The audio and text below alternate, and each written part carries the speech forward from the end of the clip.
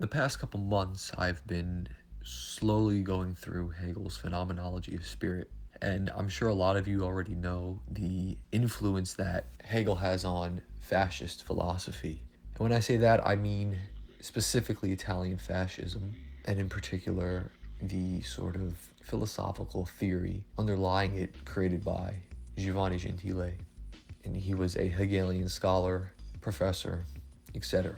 But as I'm going through the phenomenology of spirit, I'm starting to find direct links to Hegel's philosophy in relation to Italian fascism. And I'm up to the spirit section at the moment, and I'm right at the beginning of the spirit section. And Hegel talks a bit about the role that wealth plays in morality, but in particular, the direction in which subjectivity, but just to keep things simple, we'll say consciousness, the direction that it goes in its ethical loyalty, so to speak. So he talks about how with wealth, you can either align your will with using that wealth in a positive way, which is to say, for lack of a better way of putting it, using it that sort of helps the community at large, or what Hegel would probably refer to as the universal.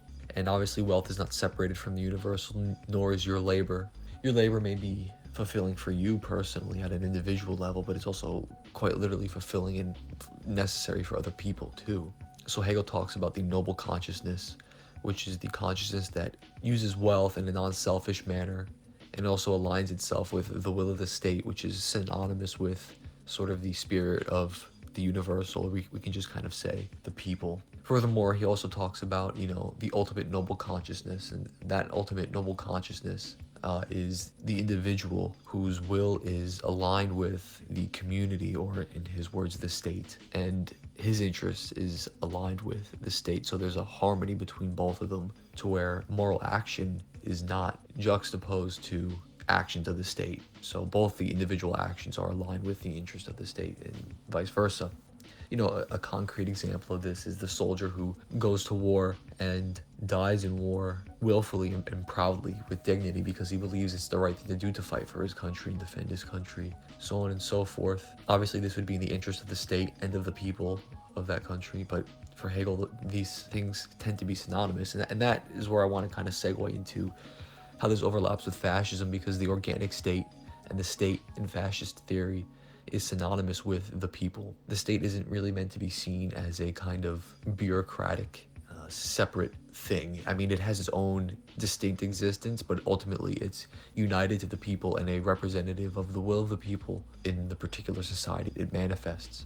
That's why it's referred to as the organic state, as opposed to an inorganic state, which is completely self-referential, only concerned with the interest of maintaining itself and not the nation or people as a whole, whereas the fascist state is obviously concerned with maintaining itself, but in maintaining itself, it is also maintaining the people as a whole, because they become synonymous with one another.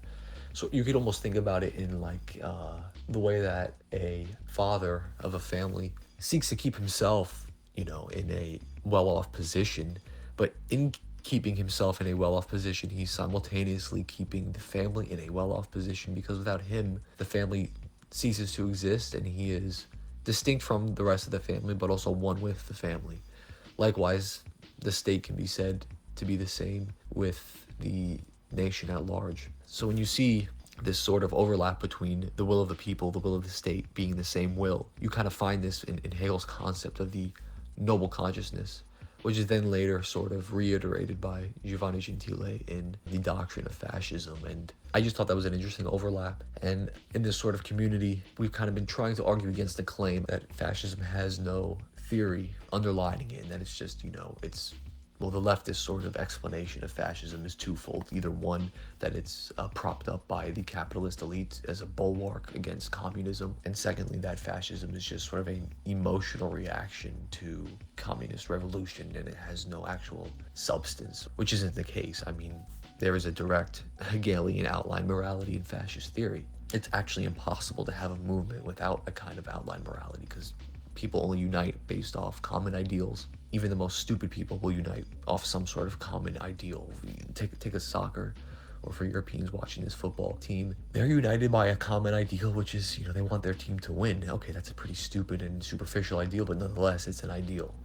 Same thing with fascism. I wouldn't categorize fascism as being anywhere as stupid as soccer loyalty. It's obviously not, but it is a proper ideology. So I do think this is clearly direct evidence that there is a proper outlined fascist theory. It's kind of been that way since the beginning. Yes, obviously fascism kind of figured itself out as it moved on. I believe the doctrine of fascism was written in 1932, and the movement of fascism was declared March 23rd, 1919 in Milan. But even there, you can read in the Declaration that there's a certain outline set of principles, which was later sort of redeveloped as they kind of figure themselves out as they go. But anyways, I just wanted to share that with you guys. I think some of you might find it useful in the future.